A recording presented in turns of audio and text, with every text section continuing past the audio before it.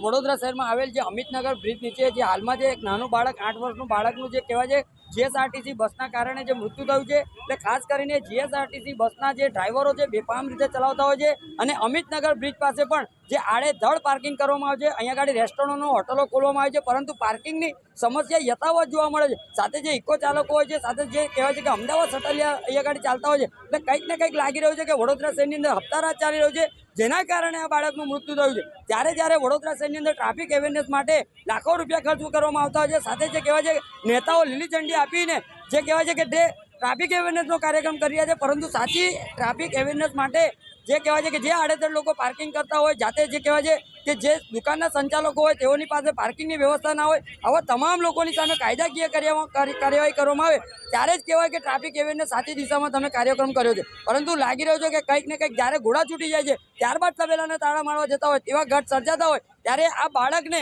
GSRTC બસના સંચાલકના જે પણ જવાબદાર અધિકારીઓ, સાથે જે ટ્રાફિક શાખાના અધિકારીઓ અને કોર્પોરેશન વિભાગના અધિકારી, આ તમામ લોકોએ સાથે મળીને બાળકને સાચી રીતે સાચા દિશામાં ન્યાય અપાવવો જોઈએ અને સારું વળતર મળે તેવી એક આશા અપેક્ષા રાખીએ છીએ।